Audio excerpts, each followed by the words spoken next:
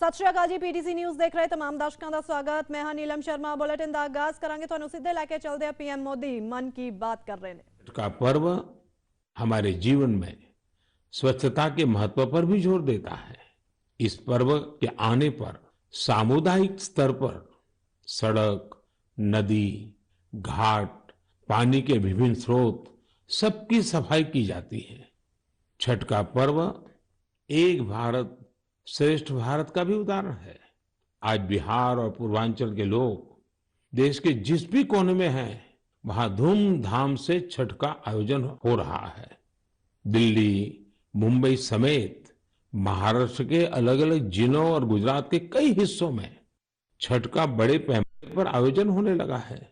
मुझे तो याद है, पहले गुजरात में उतनी छठ पूजा नहीं होती थी, लेकिन समय के साथ आज करीब करीब पूरे गुजरात में छठ पूजा के रंग नजर आने लगे हैं। ये देखकर मुझे भी बहुत खुशी होती है। आजकल हम देखते हैं विदेशों से भी छठ पूजा की कितनी भव्य तस्वीरें आती हैं। यानी भारत की समृद्ध विरासत, हमारी आस्था दुनिया के कोने कोने में अपनी पहचान बढ़ा रही है। इस महापर्व में शामिल होने वाले हर आस्थावान को मेरी तरफ से बहुत बहुत शुभकामनाएं। मेरे प्यारे देशवासियों, अभी हमने पवित्र छठ पूजा की बात की, भगवान सूर्य की उपासना की बात की। तो क्यों न सूर्य उपासना के साथ साथ आज हम उनके वरदान की भी चर्चा करें। सूर्य देव का ये वरदान है सौर ऊर्जा, सोलर एनर्जी। आज एक ऐसा विषय है जिसमें पूरी दुनिया अपना भविष्य देख रही है। और भारत के लिए तो सूर्यदेव सदियों से उपासना ही नहीं, जीवन पद्धति के भी केंद्र में रह रहे हैं। भारत आज अपने पारंपरिक अनुभवों को आधुनिक विज्ञान से जोड़ रहा है। तभी आज हम सौर ऊर्जा से बिजली बनाने वाले सबसे बड़े देशों में शामिल हो गए हैं। सौर ऊर्जा से कैसे हमारे देश के गरीब और मध्यम वर्ग के जीवन में बदलाव आ रहा है, वो भी अध्ययन का विषय है। तमिलनाडु में कांचीपुरम में एक किसान है, थिरु के एजिलन। इन्होंने पीएम कुसुम योजना का लाभ लिया और अपने खेत में 10 हॉर्स पावर का सोलर पंप सेट लगवाया। अब उन्हें अपने खेत के लिए बिजली पर कुछ खर्च नहीं करना होता है। खेत में सिंचाई के लिए अब वो सरकार की बिजली सप्लाई पर निर्भर भी नहीं है। वैसे ही राजस्थान के भरतपुर में पीएम कुसुम योजना के एक और लाभार्थी किसान हैं कमलजी मीणा। कमल जी ने खेत में सोलर पंप लगाया, जिससे उनकी लागत कम हो गई है। लागत कम हुई तो आमदनी भी बढ़ गई। कमल जी सोलार बिजली से दूसरे कई छोटे उद्योगों को भी जोड़ रहे हैं। उनके इलाके में लकड़ी का काम है, गाय के गोबर से बनने वाले उत्पाद हैं, इनमें भी सोलर बिजली का इस्तेमाल हो रहा है। वो 10-12 लोगों को रोजगार भी दे रहे हैं। यानी कुसुम योजना से कमल जी ने जो शुरुआत की, उसकी महक कितने ही लोगों तक पहुंचने लगी है। साथियों, क्या आप कभी कल्पना कर सकते हैं कि आप महीने भर बिजली का उपयोग करें और आपका बिजली बिल आने के बजाय आपको बिजली के पैसे मिले? सौर ऊर्जा ने ये भी कर दिखाया है।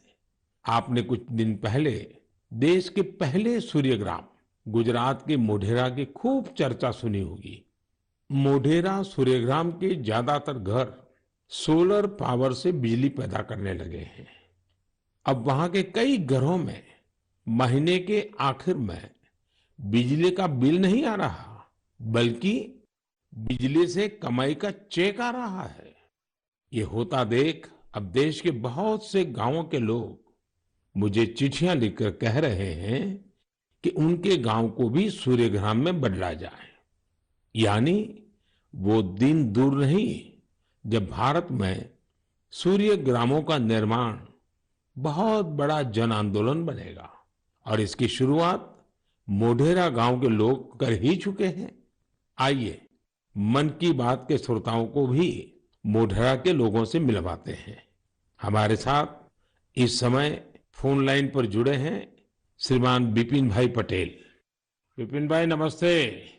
देखिए, अब तो मोढेरा पूरे देश के लिए एक मॉडल के रूप में चर्चा में आ गया है, लेकिन जब आपको अपने रिश्तेदार परिचित सब बातें पूछते होंगे तो आप उनको क्या बताते हैं, क्या फायदा हुआ? सर लोग हमारे को पूछते हैं तो हम कहते हैं कि हमारे जो बीज बिल आता था, लाइट बिल, वो अभी 0 आ रहा है और कभी 70 रुपये आता है, पर लेकिन हमारे पूरे गांव में जो आर्थिक परिस्थिति है वो सुधर रही है। यानी एक प्रकार से पहले जो बिजली बिल की चिंता थी वो खत्म हो गई।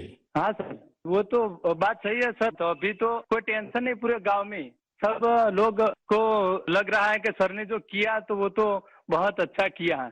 वो खुश है सर, आनंदित हो रहे हैं सब। अब अपने घर में ही खुद ही बिजली का कारखाना के मालिक बन गए, खुद का अपना घर के छत पे बिजली बन रही है। हाँ बात सही है सर। तो क्या ये बदलाव जो आया है उसकी गांव के लोगों पे क्या असर है? सर वो पूरे गांव के लोग वो खेती कर रहे हैं, तो फिर मेरे को बिजली की जो झंझट थी तो उसमें मुक्ति हो गई है। बिजली का बिल तो भरना नहीं है, निश्चित हो गए है सर। मतलब बिजली का बिल भी गया और सुविधा बढ़ गई, झंझट भी गया सर। और सब जब आप यहाँ आए थे और तो 3D शो जो यहाँ उद्घाटन किया, तो इसके बाद तो मोढेरा गांव में 4 चांद लग गए सर। और वो जो सेक्रेटरी आए थे सर, जी जी, तो वो गांव फेमस हो गया सर। या यूएन के सेक्रेटरी जनरल, उनकी खुद की इच्छा थी, उन्होंने मुझे बड़ा आग्रह किया कि भाई इतना बड़ा काम किया है तो मैं वहां जाके देखना चाहता हूँ। चलिए विपिन भाई, आपको और आपके गांव के सब लोगों को मेरी तरफ से बहुत बहुत शुभकामनाएं, और दुनिया आप में से प्रेरणा ले और ये सोलर एनर्जी का अभियान घर घर चले। ठीक है सर, हम लोगों को बताएंगे कि भाई सोलर लगवाओ, आपके पैसे से भी लगवाओ तो बहुत फायदा है। हाँ, लोगों को समझाइए। चलिए, बहुत बहुत शुभकामनाएं। धन्यवाद भैया। Thank you sir, thank you sir. मेरा जीवन धन्य हो गया आपसे बात करके। विपिन भाई का बहुत बहुत धन्यवाद। आइए अब मोढेरा गांव में वर्षाबेन से भी बात करेंगे। हेलो, नमस्ते सर। नमस्ते नमस्ते। वर्षाबेन कैसी हैं आप? बहुत अच्छे सर, आप कैसे हैं? मैं बहुत ठीक हूँ। हम धन्य हो गए सर आपसे बात करके। अच्छा वर्षाबेन, हाँ, आप मोढेरा में, आप तो एक तो फौजी परिवार से हैं, फौजी परिवार से हूँ मैं, आर्मी एक्समैन की वाइफ बोल रही हूँ सर। तो पहले हिंदुस्तान में कहाँ कहाँ जाने का मौका मिला आपको? मुझे राजस्थान में मिला, गांधीनगर में मिला, कटरा का जो जम्मू है वहाँ पर मिला मौका, साथ में रहने का बहुत सुविधा वहाँ पर मिल रही थी सर। और ये फौज में होने के कारण आप हिंदी भी बढ़िया बोल रही हो। हाँ, सीखा है सर। मुझे बताइए, मोढेरा में जो इतना बड़ा परिवर्तन आया, ये सोलर रूफटॉप प्लांट आपने लगवा दिया, जो शुरू में लोग कह रहे होंगे तब तो आपको मन में आया होगा ये क्या मतलब है, क्या कर रहे हैं, क्या होगा, ऐसे थोड़ी बिजली आती है, सब बातें हैं कि आपके मन में आई होगी। अब क्या अनुभव आ रहा है, इसका फायदा क्या हुआ है? बहुत सर, फायदा तो फायदा ही फायदा हुआ है सर। हमारे गांव में तो रोज दिवाली मनाई जाती है आपकी वजह से। 24 घंटे हमें बिजली मिल रही है, बिल तो आता ही नहीं है बिल्कुल। हमारे घर में हमें हमने इलेक्ट्रिक सब चीजें घर में ला रखी है सर, सब यूज कर रहे हैं हम आपकी वजह से सर। बिल आता ही नहीं है तो हम फ्री माइंड से सब यूज कर सकते हैं ना। ये बात सही है, आपने बिजली का अधिकतम उपयोग करने के लिए भी मन बना लिया है। बना लिया सर, बना लिया। अभी हमें कोई दिक्कत ही नहीं है, हम फ्री माइंड से सब जो वॉशिंग मशीन है, एसी है, सब चला सकते हैं सर। और गांव के बाकी लोग भी खुश हैं इसके कारण? बहुत बहुत खुश है सर। अच्छा, ये आपके पतिदेव तो वहाँ सूर्य मंदिर में काम करते हैं, तो वहाँ वो जो लाइट शो हुआ, इतना बड़ा इवेंट हुआ, और अभी दुनिया भर के मेहमान आ रहे हैं। दुनिया भर के फॉरेनर आ सकते हैं, और आपने वर्ल्ड में प्रसिद्ध कर दिया है हमारे गांव को। तो आपके पति को अब काम बढ़ गए होगा, इतने मेहमान वहाँ मंदिर में देखने के लिए आ रहे हैं। अरे कोई बात नहीं, जितना भी काम बढ़े सर, कोई बात नहीं, इसकी हमें कोई दिक्कत नहीं है हमारे पति को। बस आप विकास करते जाओ हमारे गांव का। अब गांव का विकास तो हम सबको मिल करके करना है। हाँ हाँ सर, हम आपके साथ हैं। और मैं तो मोढेरा के लोगों का अभिनंदन करूंगा, क्योंकि गांव ने इस योजना को स्वीकार किया और उनको विश्वास हो गया हाँ, हम अपने घर में बिजली बना सकते हैं। 24 घंटे सर हमारे घर में बिजली आती है और हम बहुत खुश हैं। चलिए, मेरी आपको बहुत शुभकामनाएं हैं। जो पैसे बचे हैं इसका बच्चों की भलाई के लिए उपयोग कीजिए। उन पैसों का उपयोग अच्छा हो ताकि आपका जीवन को फायदा हो। मेरी आपको बहुत शुभकामनाएं हैं और सब मोटेरा वालों को मेरे नमस्कार। साथियों, वर्षाबेन और विपिन भाई ने जो बताया है वो पूरे देश के लिए, गांवों शहरों के लिए एक प्रेरणा है। मोढेरा का ये अनुभव पूरे देश में दोहराया जा सकता है। सूर्य की शक्ति अब पैसे भी बचाएगी और आय भी बढ़ाएगी। जम्मू कश्मीर के श्रीनगर से एक साथी हैं मंजूर अहमद लईवाल। कश्मीर में सर्दियों के कारण बिजली का खर्च काफी होता है। इसी कारण मंजूर जी का बिजली का बिल भी 4,000 रुपये से ज्यादा आता था। लेकिन जब से मंजूर जी ने अपने घर पर सोलर रूफटॉप प्लांट लगवाया है, उनका खर्च आधे से भी कम हो गया है। ऐसे ही ओडिशा की एक बेटी कुन्नी देवरी सौर ऊर्जा को अपने साथ साथ दूसरी महिलाओं के रोजगार का माध्यम बना रही है। कुन्नी ओडिशा के केंदुझर जिले के करदापाल गांव में रहती है। वो आदिवासी महिलाओं को सोलर से चलने वाली रीलिंग मशीन पर सिल्क की कताई की ट्रेनिंग देती है। सोलर मशीन के कारण इन आदिवासी महिलाओं पर बिजली के बिल का बोझ नहीं पड़ता और उनकी आमदनी हो रही है। यही तो सूर्यदेव की सौर ऊर्जा का वरदान ही तो है। वरदान और प्रसाद तो जितना विस्तार हो उतना ही अच्छा होता है।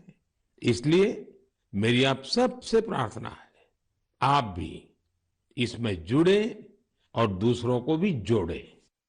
मेरे प्यारे देशवासियों, अभी मैं आपसे सूरज की बातें कर रहा था। अब मेरा ध्यान स्पेस की तरफ जा रहा है। वो इसलिए क्योंकि हमारा देश सोलर सेक्टर के साथ ही स्पेस सेक्टर में भी कमाल कर रहा है। पूरी दुनिया आज भारत की उपलब्धियां देखकर हैरान है। इसलिए मैंने सोचा मन की बात के श्रोताओं को ये बताकर मैं उनकी भी खुशी बढ़ाऊं। साथियों, अब से कुछ दिन पहले आपने देखा होगा भारत ने एक साथ 36 सैटेलाइट्स को अंतरिक्ष में स्थापित किया है। दिवाली से ठीक एक दिन पहले मिली ये सफलता एक प्रकार से ये हमारे युवाओं की तरफ से देश को एक स्पेशल दिवाली गिफ्ट है। इस लॉन्चिंग से कश्मीर से कन्याकुमारी और कच्छ से कोहिमा तक पूरे देश में डिजिटल कनेक्टिविटी को और मजबूती मिलेगी। इसकी मदद से बेहद दूर दराज के इलाके भी देश के बाकी हिस्सों से और आसानी से जुड़ जाएंगे।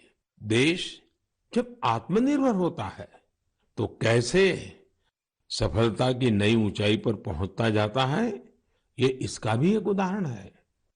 आपसे बात करते हुए मुझे वो पुराना समय भी याद आ रहा है जब भारत को क्रायोजेनिक रॉकेट टेक्नोलॉजी देने से मना कर दिया गया था। लेकिन भारत के वैज्ञानिकों ने ना सिर्फ स्वदेशी टेक्नोलॉजी विकसित की, बल्कि आज इसकी मदद से एक साथ दर्जनों सैटेलाइट्स अंतरिक्ष में भेज रहा है। इस लॉन्चिंग के साथ भारत ग्लोबल कॉमर्शियल मार्केट में एक मजबूत प्लेयर बनकर उभरा है। इससे अंतरिक्ष के क्षेत्र में भारत के लिए अवसरों के नए द्वार भी खुले हैं।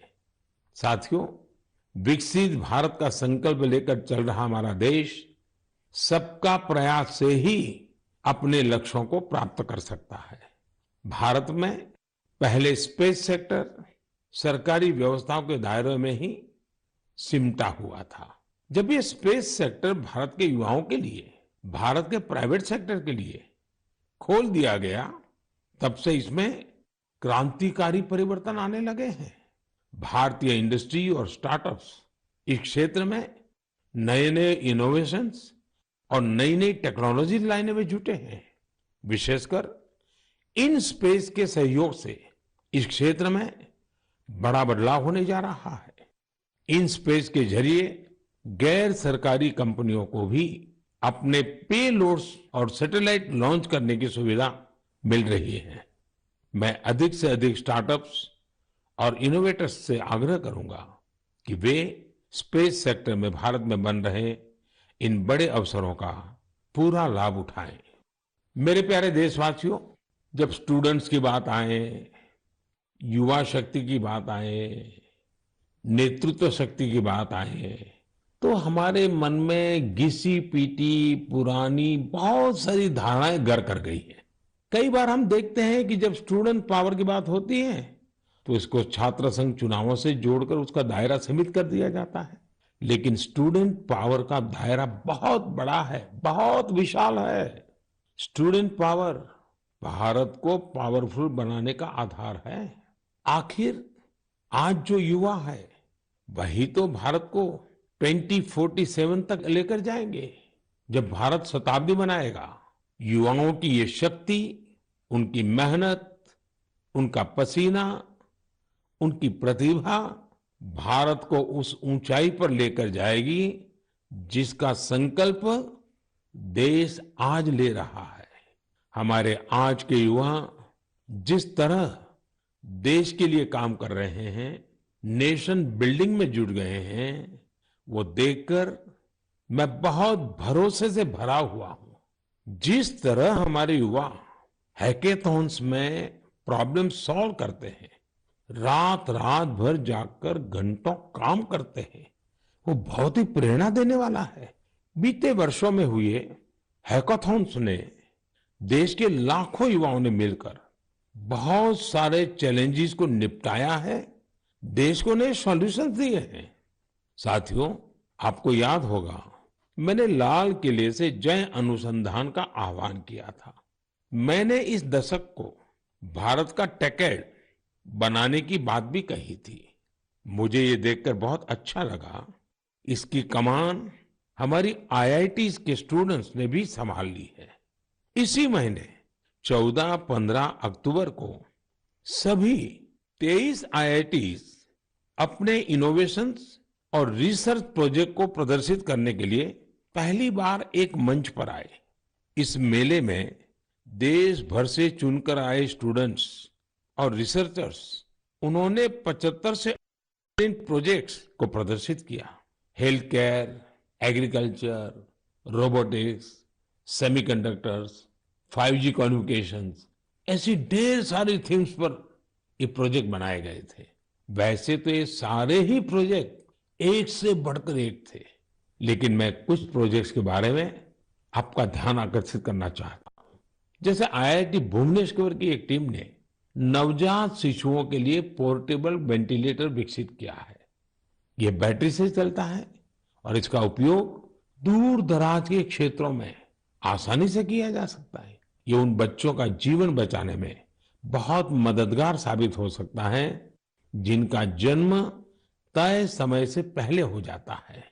इलेक्ट्रिक मोबिलिटी हो, ड्रोन टेक्नोलॉजी हो, 5G हो, हमारे बहुत सारे छात्र इनसे जुड़ी नई टेक्नोलॉजी विकसित करने में जुटे हैं। कई सारी आईआईटीज मिलकर एक बहुभाषक प्रोजेक्ट पर भी काम कर रही है, जो स्थानीय भाषाओं को सीखने के तरीके को आसान बनाता है। ये प्रोजेक्ट नई राष्ट्रीय शिक्षा नीति को, उन लक्ष्यों को प्राप्ति में भी बहुत मदद करेगा। आपको ये जानकर भी अच्छा लगेगा कि आईआईटी मद्रास और आईआईटी कानपुर ने भारत के स्वदेशी 5G टेस्ट बेड को तैयार करने में अग्रणी भूमिका निभाई है। निश्चित रूप से यह एक शानदार शुरुआत है। मुझे आशा है कि आने वाले समय में इस तरह के कई और प्रयास देखने को मिलेंगे। मुझे यह भी उम्मीद है कि आईआईटी से प्रेरणा लेकर दूसरे इंस्टीट्यूशंस भी अनुसंधान एवं विकास से जुड़ी अपनी एक्टिविटीज में तेजी लाएंगे। मेरे प्यारे देशवासियों, पर्यावरण के प्रति संवेदनशीलता हमारे समाज के कण कण में समाहित है और इसे हम अपने चारों ओर महसूस कर सकते हैं। देश में ऐसे लोगों की कमी नहीं जो पर्यावरण की रक्षा के लिए अपना जीवन खपा देते हैं। कर्नाटका के बेंगलुरु में रहने वाले सुरेश कुमार जी से भी हम बहुत कुछ सीख सकते हैं। उनमें प्रकृति और पर्यावरण की रक्षा के लिए गजब का जुनून है। 20 साल पहले उन्होंने शहर के सहकार नगर के एक जंगल को फिर से हरा भरा करने का बीड़ा उठाया था। ये काम मुश्किलों से भरा था, लेकिन 20 साल पहले लगाए पौधे आज 40-40 फीट ऊंचे विशालकाय पेड़ बन चुके हैं। अब इनकी सुंदरता हर किसी का मन मोह लेती है। इससे वहां रहने वाले लोगों को भी बड़े गर्व की अनुभूति होती है। सुरेश कुमार जी और एक अद्भुत काम भी करते हैं। उन्होंने कन्नड़ा भाषा और संस्कृति को बढ़ावा देने के लिए सहकार नगर में एक बस शेल्टर भी बनाया है। वो सैकड़ों लोगों को कन्नड़ा में लिखी ब्रास प्लेट्स भी भेंट कर चुके हैं। इकोलॉजी और कल्चर दोनों साथ साथ आगे बढ़े और फले फूले। सोचिए, ये कितनी बड़ी बात है। साथियों, आज इको फ्रेंडली लिविंग और इको फ्रेंडली प्रोडक्ट्स को लेकर लोगों में पहले से कहीं अधिक जागरूकता दिख रही है। मुझे तमिलनाडु के एक ऐसे ही दिलचस्प प्रयास के बारे में भी जानने का मौका मिला। ये शानदार प्रयास कोयम्बटूर के अनाईकट्टी में आदिवासी महिलाओं की एक टीम का है। इन महिलाओं ने निर्यात के लिए 10,000 eco friendly terracotta tea cup का निर्माण किया। कमाल की बात तो ये है कि टेराकोटा टी कप्स बनाने की पूरी जिम्मेदारी इन महिलाओं ने खुद ही उठाई। क्ले मिक्सिंग से लेकर फाइनल पैकेजिंग तक सारे काम स्वयं किए। इसके लिए इन्होंने प्रशिक्षण भी लिया था। इस अद्भुत प्रयास की जितनी भी प्रशंसा की जाए कम है। साथियों, त्रिपुरा के कुछ गांवों ने भी बड़ी अच्छी सीख दी है। आप लोगों ने बायो विलेज तो जरूर सुना होगा, लेकिन त्रिपुरा के कुछ गांव बायो विलेज 2 की सीढ़ी चढ़ गए हैं।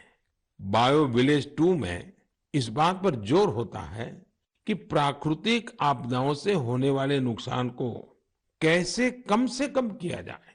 इसमें विभिन्न उपायों से लोगों के जीवन स्तर को बेहतर बनाने पर पूरा ध्यान दिया जाता है।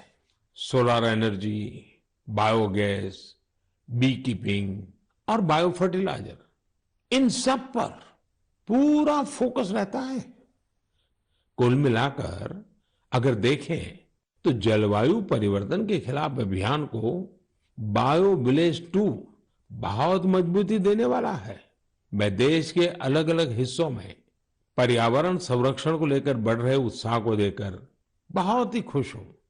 कुछ दिन पहले ही भारत में पर्यावरण की रक्षा के लिए समर्पित मिशन लाइफ को भी लॉन्च किया गया है। मिशन लाइफ का सीधा सिद्धांत है ऐसी जीवन शैली, ऐसी लाइफस्टाइल को बढ़ावा जो पर्यावरण को नुकसान न पहुंचाए। मेरा आग्रह है कि आप भी मिशन लाइफ को जानिए, उसे अपनाने का प्रयास कीजिए। साथियों, कल 31 अक्टूबर को राष्ट्रीय एकता दिवस है। सरदार वल्लभ भाई पटेल जी की जन्म जयंती का पुण्य अवसर है। इस दिन देश के कोने कोने में रन फॉर यूनिटी का आयोजन किया जाता है।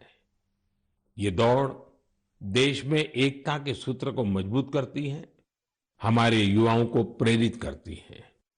अब से कुछ दिन पहले ऐसी ही भावना हमारे राष्ट्रीय खेलों के दौरान भी देखी है।